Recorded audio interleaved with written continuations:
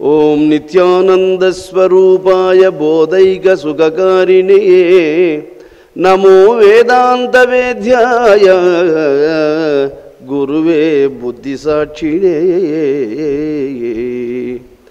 ఓం కృష్ణం కమలపత్రాక్షం పుణ్యశ్రవణకీర్తనం వాసుదేవం జగద్యోనిం నౌమి నారాయణం హరిం. సర్వలోక పూజ్యుడైనటువంటి జగద్గురువగు శ్రీకృష్ణ భగవానుని పాదపద్మములకు శిరస్సాష్టాంగ నమస్సుమాంజలులు.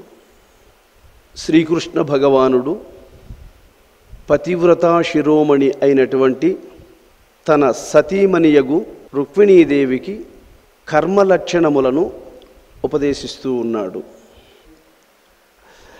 అమిత పుణ్యంబులను చేయు నట్టివారుగాక, మితములేనటువంటి పుణ్యము, అసలు లెక్క పెట్టలేము అంతటి యొక్క అమోఘమైనటువంటి పుణ్యము చేసుకున్నటువంటి మహాత్ములు పోతారు ఆ పుణ్యలోకాలకు. అందువల్ల అమిత పుణ్యంబులను చేయు నట్టివారుగాక ఈ లోక సుఖంబులు గాంచగలరే, అట్టి పదవులను చాలా నట్టి నరులే. అటువంటి పుణ్యలోకాలకు వెళ్ళడానికి అర్హత లేకుండా, అర్హత లేని వాళ్ళు ఏమి ఆ పదవులు పొందాలని అనుకుంటారు కానీ వాళ్ళు దాంట్లో సెలెక్ట్ అవ్వరు. ఆ పుణ్యలోకాలకు వెళ్ళడానికి సెలెక్ట్ అవ్వని వాళ్ళే భూలోకములు అట్టి పదవులను చాలా నట్టి నరులే పుడముపై రాజులాదిగా పుట్టుదురు సారసాక్షి. దేవలోక పదవిని పొందడానికి అర్హత లేని వాళ్ళే భూలోకములో రాజ్య పరిపాలన చేయగలిగినటువంటి దక్షత గలవారై పుట్టి ఏడు కూడా తిప్పలు పడతానే ఉంటారు అంటారు. ఇప్పుడు భూలోకములు కూడా రాజ్య పదవుల కోసం పోట్లాడుకొని ఏమేమో అవుతూ ఉన్నారు, మనం చూస్తూనే ఉన్నాం కదా. సుధతి అలవిగాని సుఖమది కావుననే పదవులందు నెల్ల భ్రాంతి పడుట. అలవిగాని సుఖమది, అది అందరికీ సాధ్యమయ్యేది కాదు, అందరూ అందుకోదగింది కాదు అటువంటి సుఖం.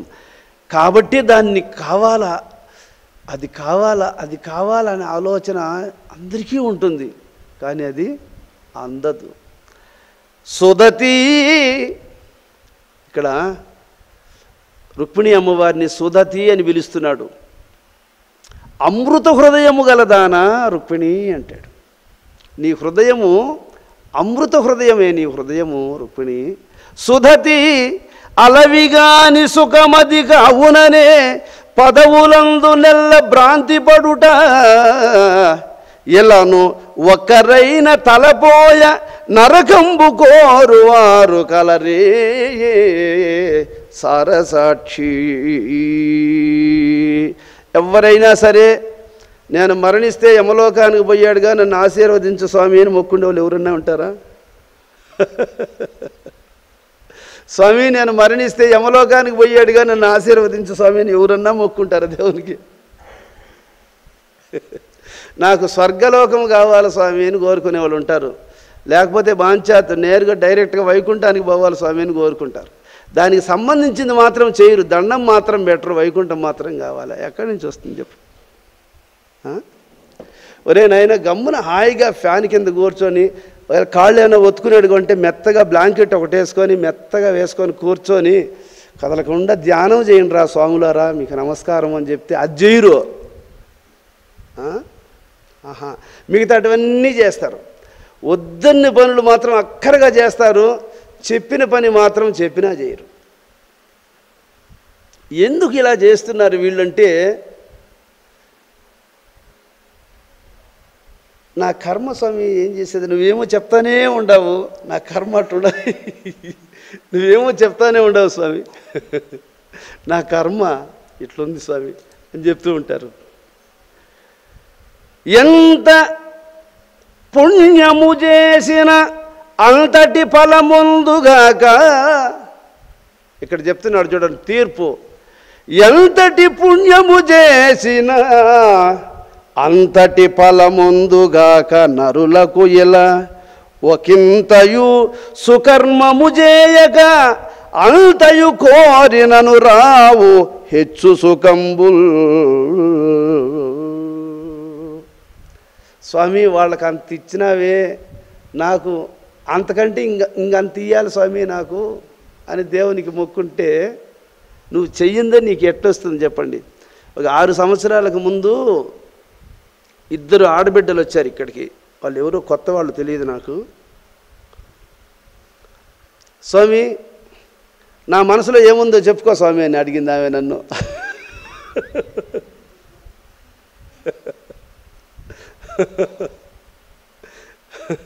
స్వామి నా మనసులో ఏముందో చెప్పు స్వామి అని అడిగింది.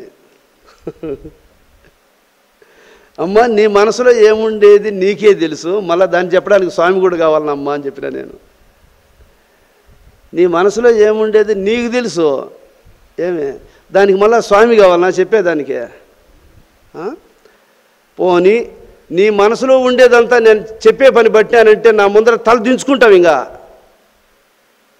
నీ మనసులో ఏమేమి ఉండదు మొత్తం వరుస బట్టి చెప్పే పని పట్టానంటే నాకు ఎదురుగా తల ఎత్తలేవు నువ్వు. ఇంకా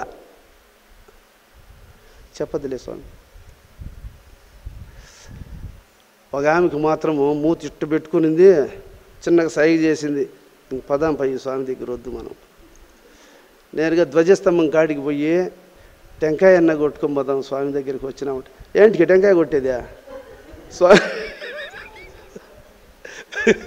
స్వామి ఏమన్నా అడిగింది చెప్పినాడా?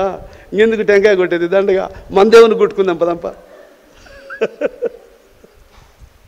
మందేవుని కొట్టుకుందాం పదాం. ఏడుందుకు టెంకాయ?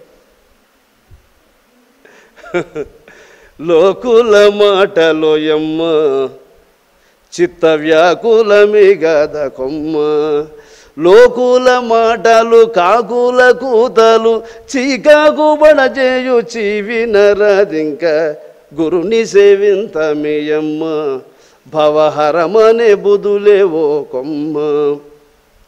గురుని సేవింతము గుణరహితమైన పరము సాధింతాము పరిపూర్ణ బ్రహ్మము గురుని సేవింతమేయమ్మ భవహరమనే బుధులేవో కొమ్మ. కాబట్టి జనన మరణరహితమైనటువంటి పదవిని అనుగ్రహించదగినటువంటి మహాత్ములు ఈ లోకములో అవతరించి ఉంటారు, వాళ్ళే సద్గురువులు. అటువంటి మహాపురుషులను ఆశ్రయించి తత్వాన్ని తెలుసుకోవాలి, అది చెప్తున్నాడు. ఎంతటి పుణ్యము చేసినా అంతటి ఫలముందుగాక నరులకు నిలా ఒకంతయు సుకర్మము చేయగా అంతగా కోరినను రావో హెచ్చు సుఖంబుల్. ఎంత పుణ్యము చేసుకోనుంటే నీకు అంతే వస్తుంది ఐశ్వర్యము. పుణ్యకార్యాలను చెయ్యని వాడు ఎక్కువగా కోరినంత మాత్రములో అవి రావు. అందువల్ల చేసుకో వచ్చేస్తుంది నీకు. అది నువ్వు నాకు చేసినట్లు కాదు, నువ్వు నాకు చెయ్యి, ఆ దోవను పోయేవానికి కూడా చెయ్యి మంచి, అది నీకే వచ్చేస్తుంది రిజల్ట్. నువ్వు ఎవరికి చేసినా అది తిరిగి నీకు వస్తుంది. నువ్వు దోవన పోయేవాడు పరాయవానికి కూడా చెయ్యి, అన్ని నీళ్ళు దోవన పోయేవానికి, ఆ పుణ్యం నీకు వచ్చేస్తుంది. అది గుట్ట కింద చేను బండిస్తే కూడా ధాన్యం మన ఇంట్లోకి వస్తూ ఉండలా, చెరువు కింద మడి బండిస్తే కూడా ధాన్యం మన ఇంట్లోకి వస్తూ ఉండలా. ఎవరికి ఏది చేసినా మంచి చేస్తే మంచి, చెడు చేస్తే చెడు నీ దగ్గరికే వచ్చేస్తుంది. అది నీదే కాబట్టి, నువ్వు చేసింది కాబట్టి అది నీకే చెందుతుంది. భూజనులకెల్లవారికి రాజత్వము చేయు బుద్ధి రంజిలుచుండు, రాజత్వమిట్లు చేతురు భూజనుల రయంగ స్వల్ప పుణ్యులుగాన. చాలామందికి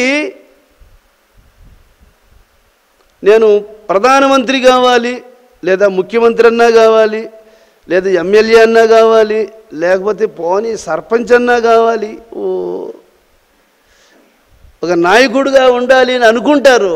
కానీ నువ్వు ఒక రాజు కావాలి అని అనుకుంటే ఇంతమంది ప్రజల చేత గౌరవింపబడదగినంత పుణ్యం నువ్వు చేసుకొని ఉంటే నువ్వు రాజు అవుతావు.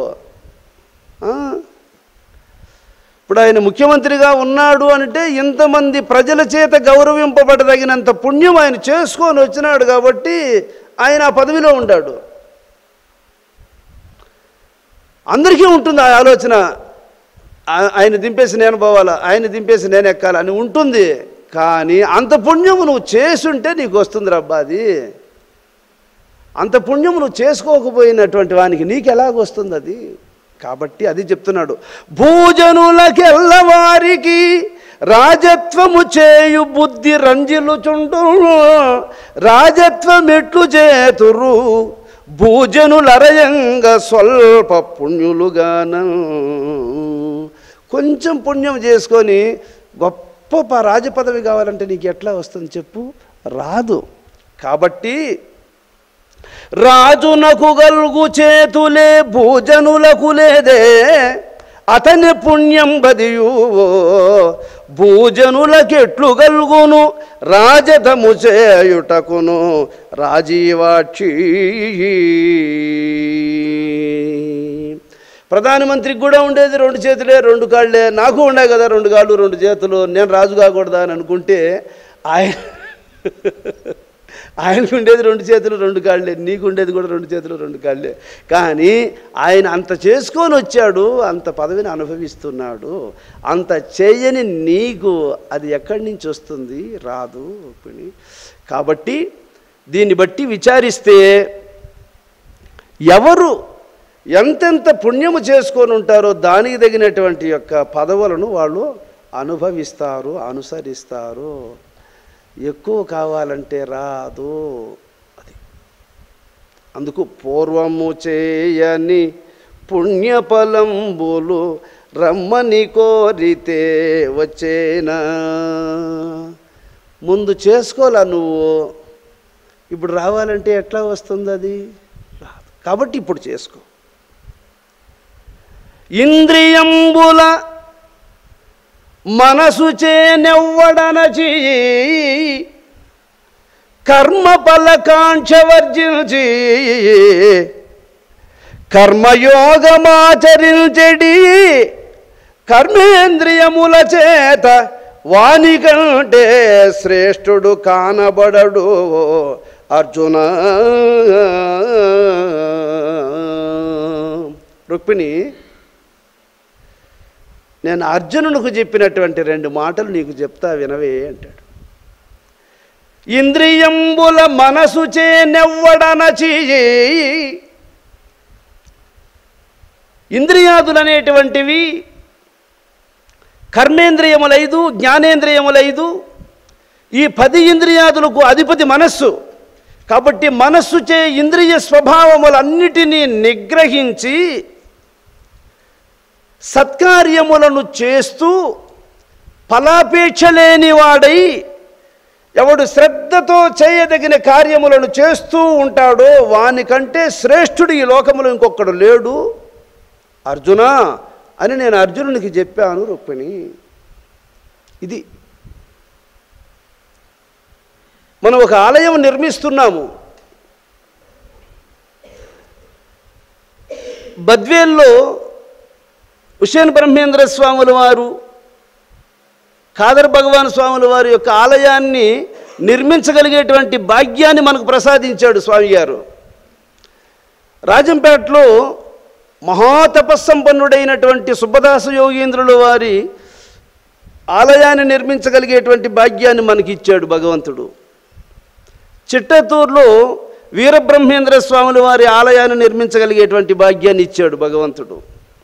ఇవన్నీ కూడా ఈశ్వరార్పణ బుద్ధితో ఎవడు భగవంతుని మీద భారం వహించి ఎవడు చేస్తాడో, నేను ఇంత చేశాను అనేటువంటి భావము లేకుండా ఎవడైతే చేస్తాడో వానికంటే శ్రేష్ఠుడు ఈ లోకములో ఇంకొకడు ఉండడు అర్జున. ఎందుకో తెలుసా? నేను చేశాను అనే భావము లేకుండా చేస్తాడు, దాసుడై చేస్తాడు.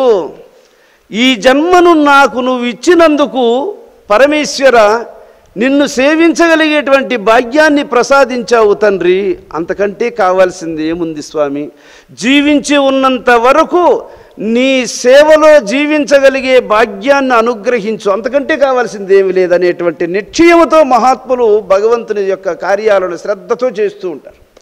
అందువల్ల ఇంద్రియంబుల మనసుచే ఎవ్వడు అణచి కర్మఫలపకాంక్ష వర్జించి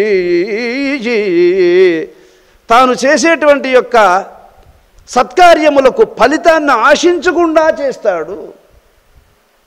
గొప్ప పుణ్యకార్యం చేస్తాడు, కానీ ఫలాపేక్ష లేకుండా చేస్తాడు. ఆ ఫలాపేక్ష లేకుండా చేసిన వానికి భగవంతుడు ఏమిస్తాడో తెలుసా? ఇలను సుఖము పరమ సౌఖ్యము పూర్ణాయువును అల్లా వందనములు. భూలోకములో ఉన్నంత వరకు సుఖాన్ని ఇచ్చిస్తాడు, పరలోకానికి వెళ్ళాల్సి వస్తే వైకుంఠ పదవిని ఇచ్చిస్తాడు. ఎందువల్ల? వాడు ఏమీ కోరలా, వాడు ఇంత చేశాడు కానీ ఏ ఒక్కటి కోరలా. వానికి ఏమి ఇవ్వాలి? కోరితే కోరింది ఇచ్చేయచ్చు, ఏమీ కోరలేదు కాబట్టి నా పదవిని వీనికి అనుగ్రహించాలి అని భగవంతుడు వైకుంఠ పదవిని ఇచ్చేస్తాడట. కోరిన వానికి కోరిన దాన్ని ఇచ్చేస్తాడు, ఏ కోరిక లేకుండా భగవంతుని సేవించిన వానికి మోక్షం ఇచ్చేస్తాడు. అందువల్ల అర్జున, ఇంద్రియంబుల మనసుచే ఎవ్వడ అనచి కర్మ ఫలకాంక్ష వర్జించి కర్మయోగమాచరించడి కర్మేంద్రియముల చేత వానికంటే శ్రేష్ఠుండు కానబడడు పార్థ.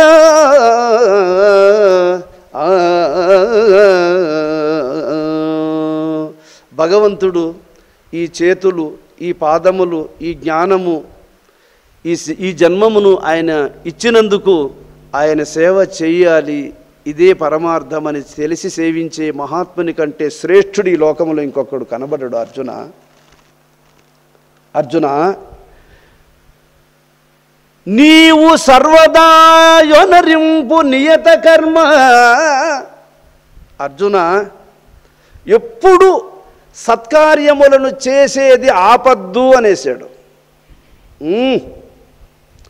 అందుకే మహాత్ములు ప్రతిరోజు పగులంతా కష్టము చేసి అలసిపోయి పడిపోతే కూడా తెల్లవారుజామునే లేచి మళ్ళీ సుప్రభాత సేవ చేస్తూ ఉంటారు వాళ్ళు. దాన్ని మానరు. ఒక మహాత్ముడు ప్రతిరోజు తెల్లవారుజామున లేచి కూర్చొని సుప్రభాత సేవ చేసి తరువాత ధ్యానం చేసుకునేవాడట. ఒకరోజు వ్యాధి వచ్చి జ్వరము తీవ్రమైపోయి లేవలేకపోతే చిన్నగా భార్యను పిలిచి, ఏమే నన్ను మెల్లగా లేపి గోడ కానిచ్చు, స్వామిని ప్రార్థన చేసుకుంటానని అడిగాడట. ఆ భార్య లేపి ఆయన్ను మెల్లగా గోడ కానిచ్చి కూర్చోబెట్టి జగ్గుతో నీళ్లు తీసుకొచ్చి నోరు గడిగించి కొన్ని నీళ్లు దాపించి కూర్చోబెడితే కూర్చొని సుప్రభాత సేవ చేశాడట. అదిరా జీవితం అంటే. జ్వరం వస్తూ ఉంది, పూజ చేయకపోతే పోనీ, ధ్యానం చేయకపోతే పోనీ, ఏమన్నా వదిలేశాడా?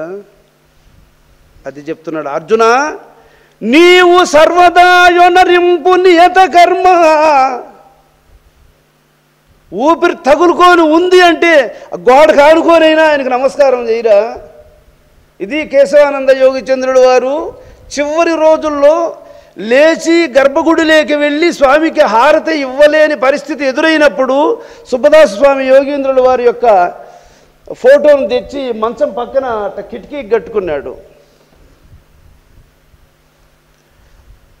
అప్పుడప్పుడు గురుస్వామి మెడ అట్ట తిరగదు, స్వామికి కంటి చూపు గట్ట కనపడేట్టుగా కట్టుకున్నాడు.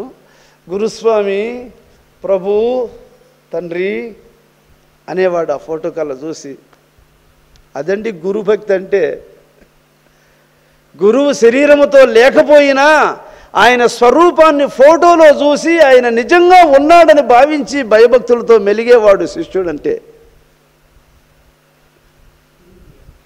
ఆయన ఫోటో ముందర కూడా ఆయన నిజంగా ఉన్నాడేడా అనేటువంటి భావముతో భయభక్తులు కలిగి మెలిగేవాడే ఉత్తమ శిష్యుడు. కాబట్టి అర్జున, నీవు సర్వదాయునరింపు నియత కర్మ, కర్మ చేయుట మేలు త్యాగమున కంటే. ఏమి చేయకుండా సోంబేరిగా ఉండేదానికంటే సత్కార్యములు చేయడం మేలు అర్జున. దేహి సలుపంగ జాలడి దేహయాత్ర, కర్మమును విడనాడి సంక్రందన సుత.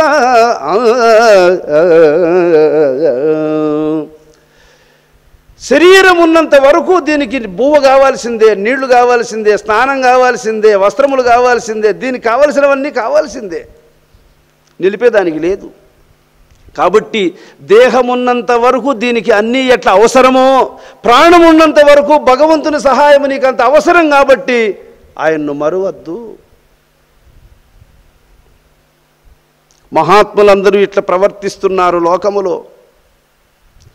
కాబట్టి అర్జున, ఇట్లు వర్తించు చక్రంబు, ఏది 2 గంటల సేపు కుడి పక్కన సూర్యనాడిగాను, 2 గంటల సేపు ఎడవ పక్కన చంద్రనాడిగాను నడుస్తూ ఉంది ఈ కాలం అనేటువంటి చక్రము. ఇట్లు వర్తించు చక్రంబు నీ జగమున అనుసరింపక చర్యించు నట్టివాడు పాపజన్ముడు భోగైక పరుడు, వాని జీవనం బెల్ల వృధాయించు చెప్పవలయు పార్థ. ఏదైతే 21,600 సార్లు కాలస్వరూపుడై నీ యందు తిరుగుతూ ఉన్నాడో, అటువంటి కాలచక్రాన్ని అనుసరించకుండా ఎవడు జీవిస్తాడో వాని జన్మము వృధా, వాడు పాపాత్ముడు వాడు అనేసాడు. కాబట్టే గురూపదేశం తీసుకోవాలి.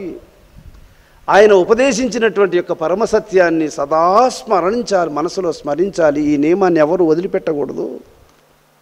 కనుక అర్జున, ఆత్మయందునే రమియింప నలవరించి, సుఖము నీలోనే ఉంది. నీలో ఉన్నటువంటి సుఖస్వరూపమైనటువంటి యొక్క ఆత్మతోనే నిరంతరము హాయిగా స్మరించేది నీ మనసుకు నేర్పించు, నీ మనసుకు నేర్పించు. నీకు సుఖానుభూతిని ప్రసాదించదగినటువంటి యొక్క పరమాత్మ నీలోనే ఉన్నాడు. ఆయనను స్మరించి ఆయన అనుగ్రహాన్ని పొందదగినటువంటి యొక్క భాగ్యాన్ని నీవు పొందేటట్లుగా నీ మనసుకు నేర్పించు. కాబట్టి ఆత్మయందునే రమియింప నలవరించి, ఆత్మతో ఆడనే పరితృప్తిని అనుభవించి, ఆత్మ కూడుచు సంతోషమందువానికేదియు కార్యమనునది లేదు భువిని. ఎవడు నిరంతరము ధ్యానము చేస్తాడో వాడు ఈ భూమి యందు వాడు అంతకంటే చేయాల్సిన పని ఇంకొకటి లేదు అర్జున.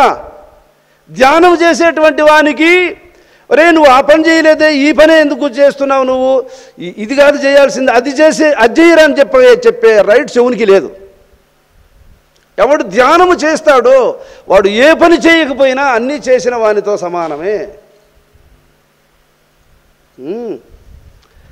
అది ఒక్కటి చేయకుండా ఏమి చేసినా నిరర్థకమే. ఆత్మయందునే రమియింప నలవరించి, నీ మనస్సు ఎప్పుడు ఆ పరమేశ్వరుడైనటువంటి యొక్క భగవంతుడు గురు రూపములో అవతరించి నీకు ఇంత గొప్ప సత్యాన్ని ఉపదేశిస్తే ఎక్కడ మలుకొని ఉన్నావురా నువ్వు?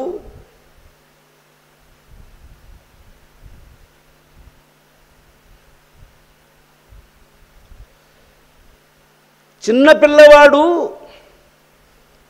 తల్లి ఆడుకోవడానికి ఒక ఆట బొమ్మను ఒకదాన్ని వాని ముందర వేస్తుంది, ఒక గిలకు ఒకటి వేస్తుంది వాని ముందర, బొమ్మను ఒకదాన్ని వేస్తుంది, ఆ బంతిని ఒకదాన్ని వేస్తుంది, ఆ గిలకతో కాసేపెట్టి ఊకిస్తాడు, అది గలగల అంటే నవ్వుకుంటా సంతోషిస్తూ ఉంటాడు. ఆ బాలుని ఎత్తుకుంటాడు, దాన్ని తోస్తాడు, అది దొల్లుకొని పోతే దాని వెనకంటి బరుగుతూ పోతాడు. ఆ బొమ్మను ఒకదాన్ని ఎత్తుకుంటాడు, దాని కొంతసేపు దాన్ని పిసుకుతాడు, ఇట్టా చూస్తూ ఉంటాడు. బొమ్మతో కొంతసేపు, గిలకతో కొంతసేపు, బాలుతో కొంతసేపు, ఇలాగా ఆడుకుంటూ ఉంటాడు. తల్లి ఏం చేస్తుందో తెలుసా? బొమ్మలతో ఆడుకుంటున్నాళ్ళే, ఈ లోపల వాడు ఏడుపు మొదలెట్టక మునిపే నేను నా పనులు ఏదో చేసుకుందామని చెప్పి ఆమె గబగబ ఇంటి పనులు చేసుకుంటూ ఉంటుంది. వీడు కడుపులో చల్లగా ఉన్నంతసేపు అన్ని బొమ్మలతో ఆటాడతాడు. కడుపులో ఎప్పుడు ఆకలి ఎత్తుకుంటుందో ఈ బొమ్మతో నాకు సుఖము లేదు, నాకు అమ్మ కావాలని ఏడుస్తాడు. బొమ్మతో సుఖము లేదు, అమ్మ కావాలని ఏడుస్తాడు. ఎవరైనా వాళ్ళ పిన్నీనో, వాళ్ళ అమ్మమ్మో, వాళ్ళ నానమ్మో, వాళ్ళ అత్తో ఎవరన్నా వెళ్ళి ఏమి ఆ బొమ్మలు మళ్ళీ అందిస్తే కూడా తోసాడు, బారేస్తాడు. వాళ్ళు ఎత్తుకుంటే కూడా ఆహా ఉండడు, చేతల్లో ఉండడు. ఇంకేం కావాలి వానికి? అమ్మ కావాలి. కాబట్టి ఆకలి కాకుండా ఉన్నంత వరకు బొమ్మలతో ఆడుతాడు. నిజంగా ఆకలి ఎత్తుకున్నప్పుడు బొమ్మలను పక్క దోసేసి అమ్మ కావాలని ఏడుస్తాడు కదా. అలాగే భగవంతుడు కూడా ఈ శరీరం అనేటువంటి బొమ్మను నీ ముందరేశాడు, దీంతో ఆడుకుంటా ఉండవు నువ్వు. ఏమి ఒకనాటికి నిజమైనటువంటి పరితాపం కలిగిన ఆ పొద్దుటికి ఈ బొమ్మ అశాశ్వతం అని తెలుసుకొని భగవంతుని కోసం పరితపిస్తావు. ఆ రోజులు వచ్చేంతవరకు నువ్వు ఈ బొమ్మనే ఆడుతూ ఉంటావు. ఈ బొమ్మ పడిపోతే ఇంకొక బొమ్మను తెచ్చుకుంటావు, ఆ బొమ్మ పడిపోతే ఇంకొక బొమ్మను తెచ్చుకుంటావు. ఆ బొమ్మ ఒక బొమ్మ కాదు, మనిషి బొమ్మతో కొంతసేపు ఆడుకుంటావు, కుక్క బొమ్మతో కొంతసేపు ఆడుకుంటావు, నక్క బొమ్మతో కొంతసేపు ఆటలాడుకుంటావు, ఏనుగు బొమ్మతో కొంతసేపు ఆటలాడుకుంటావు, ఆవు బొమ్మతో కొంతసేపు ఆటలాడుకుంటావు. అన్ని బొమ్మలు ఇసిపెట్టేసి భగవంతుని కోసం మలుకునే పొద్దు ఆ బొమ్మలన్నీ పక్కన దోసేసి భగవంతునితో చేరుకుంటావు. ఏడుండే బొమ్మలన్నీ ఆ బొమ్మలే. వీళ్ళందరూ బొమ్మలతో ఆడుకునే వాళ్ళే. ఏడు కూర్చొని ఉండేవన్నీ కూడా తోలు బొమ్మలే. బంగారు బొమ్మలు ఏమన్నా ఉంటే చెప్పండి? అన్నీ తోలు బొమ్మలే, అన్నీ మాయ బొమ్మలే, అన్నీ మనసు ఆడించినట్లు ఆడుతూ ఉండేటువంటి బొమ్మలే.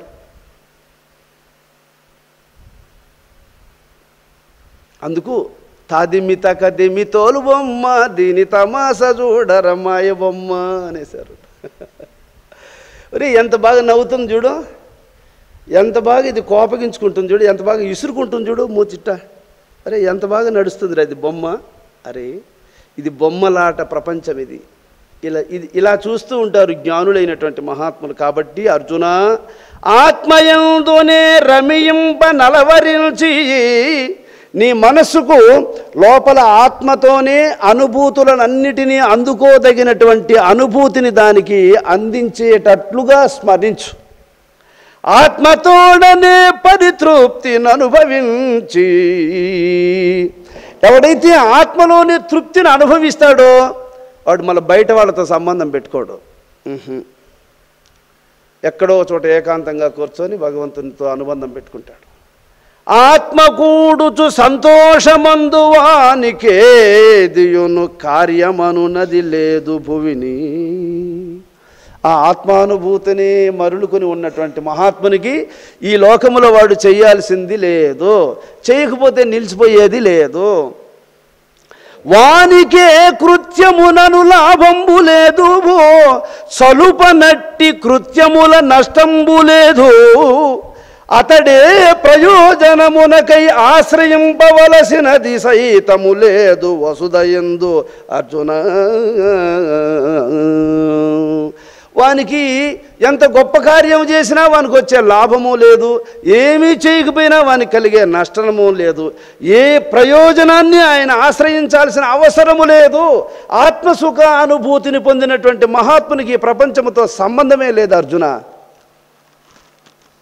కావున కర్మఫల కాంక్షలేక నువ్వు ఏ పనైనా చేయగాక ఆ సత్కర్మల యొక్క ఫలాపేక్షను మనసులో లేకుండా కర్మయోగి వై చేయుము కార్యములను, కర్మయోగి వై చేయుము కార్యములను.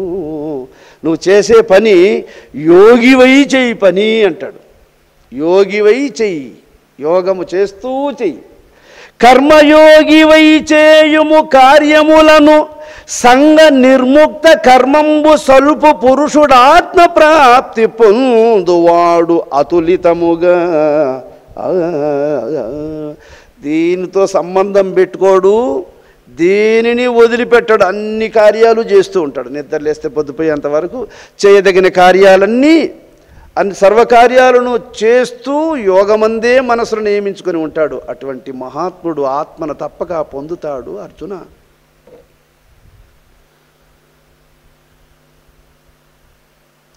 కర్మయోగంబు చేగద కాంక్షగల్గి అటుల జనగాదులెల్ల ఆత్మానుభవము జగతి జనులకు మార్గదర్శకుడవగుటకైన కర్మంబులొనరించుట అవసరంబు. జనక మహారాజు వంటి మహాత్ములందరూ కూడా గొప్ప యోగులు. వాళ్ళు ఏం చేయకపోయినా చెల్లుతుంది వాళ్ళకు. అయినా వాళ్ళు రాజ్యాది కార్యములన్నింటినీ కూడా చేపట్టి సర్వ మానవాళి యొక్క శ్రేయస్సును కోరి సేవా కార్యక్రమాలన్నీ చేయగలిగారంటే ఎందుకు చేశారు వాళ్ళు చెప్పు? లోకాదర్శము కోసం చేశారు. కాబట్టి ఈరోజు నేను కూడా ఉన్నా ఏమీ చేయకుండా గమ్మున మూల కూర్చున్నాను అనుకో, నా శిష్యులు కూడా అదే పని పడతారు. వాళ్ళని చూసి వాళ్ళకు అనుచరులుగా ఉండేవాళ్ళు అదే పని పడతారు. అందరూ సోమరులు అవుతారు. ఏమో ఒక ప్రాజ్ఞుడైనటువంటి మహాత్ముడేమో మనస్సును స్థిరంగా భగవంతుని యందు ఉంచుకుంటాడు, ఆయనకు అది సరిపోతుంది. కానీ ఏకాగ్రత కుదరకుండా ఉండేటువంటి వాడు, నిర్వికల్ప స్థితి కుదరకుండా ఉండేటువంటి వాడు, మనసు పరిపక్వ దశకు రాకుండా ఉండేటువంటి వాడు కూడా కూర్చొనే ఉంటాడు ఏం పని చేయకుండా. వాడిని చూసి ఇంకొకడు కూడా కూర్చుంటాడు చపల చిత్తుడు, వాడిని చూసి ఇంక నలుగురు చపల చిత్తుడు కూడా కూర్చుంటారు.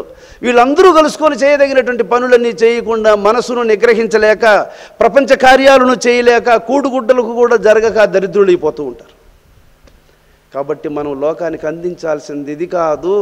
ఎంత గొప్ప సాధకుడవైనా, ఎంత గొప్ప యోగివైనా కానీ నువ్వు ప్రపంచంలో శరీర పోషణకు, లోకాదర్శమునకు అనుబంధమైనటువంటి కార్యాలను శ్రద్ధతో చేసినప్పుడు, ఇంత గొప్ప మహాత్ముడు ఇంత కార్యాలను చేస్తున్నాడంటే మనం ఎంత, ఆఫ్టర్ ఆల్ మనం కూడా చేయాలిరా అని వాళ్ళు కూడా చేస్తారు. వాళ్ళ పనులు వాళ్ళు చేసుకుంటారు, వాళ్ళు బతుకుతారు. జీవితంలో ఏ కొదవ లేకుండా జీవించుకోగలుగుతారు. కాబట్టి పెద్దలైనటువంటి యొక్క మహాత్ములు సోమరులు కాకూడదు, సోమరత్వాన్ని లోకానికి ఉపదేశించకూడదు. వాళ్ళు సర్వసమర్థులై ఉండాలి, శిష్యులను సర్వసమర్థులుగా తీర్చిదిద్దాలి. అప్పుడే లోకము బాగుపడుతుంది. అర్జున, శ్రేష్ఠుడు ఎయ్యది ఆచరించడిని భువిని దానినే ఆచరింతురు ఇతర జనులు. శ్రేష్ఠుడైనటువంటి పుణ్యాత్ముడు ఏది ప్రామాణికంగా దానిని ఆచరిస్తాడో వాని శిష్యులందరూ, వానికి అనుచరులందరూ కూడా దానినే ప్రామాణికంగా గుర్తించి వాళ్ళు అనుసరిస్తారు. ఏ ప్రమాణంబు చూపువాడు ఎల్లరకు అయ్యది ఏ అనువర్తింతురగిల జనులు.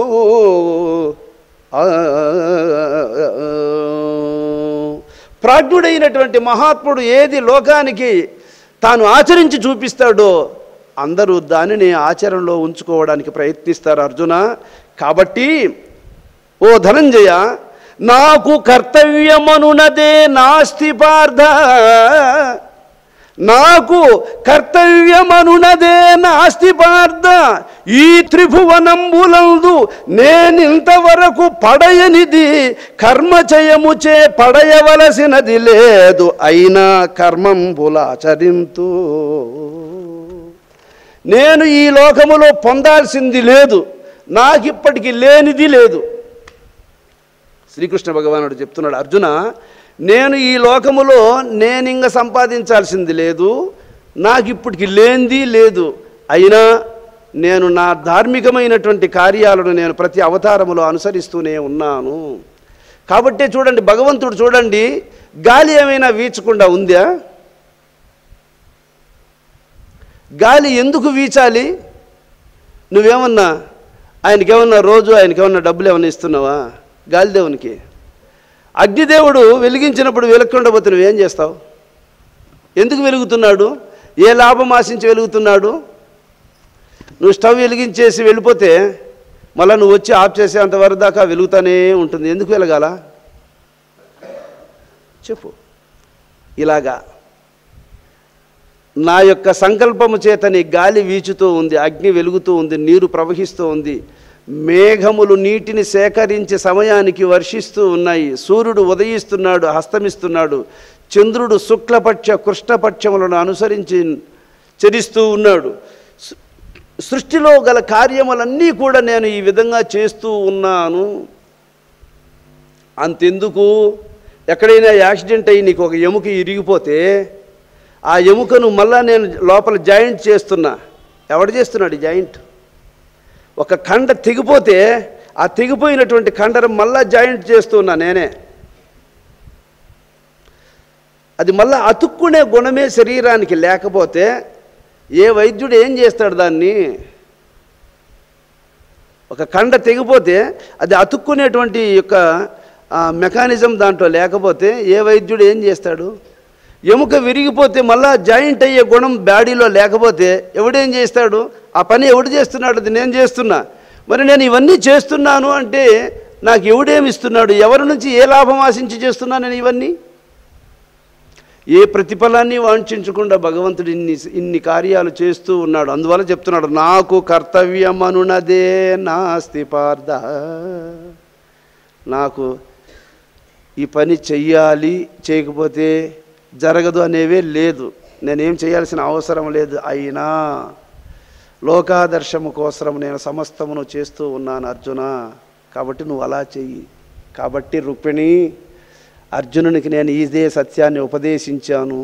అదృష్టం అటువంటి యొక్క పరమసత్యాన్ని వినగలిగేటువంటి యొక్క ఆసక్తి చేత ఇన్ని ధర్మాలను నువ్వు తెలుసుకోగలిగావు, సంతోషం అని స్వామిగారు రుక్మిణీదేవితో ఇలా మాట్లాడుతూ ఉన్నాడు.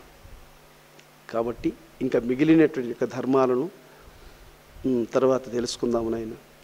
జై జానకీ రమణ గోవింద, జై ప్రహ్లాద వరద గోవింద, జై ఆంజనేయ వరద గోవింద. శ్రీ శ్రీ సద్గురుస్వామి పాదారవిందములకు, శ్రీ శ్రీ సద్గురుస్వామి పాదారవిందములకు నమో.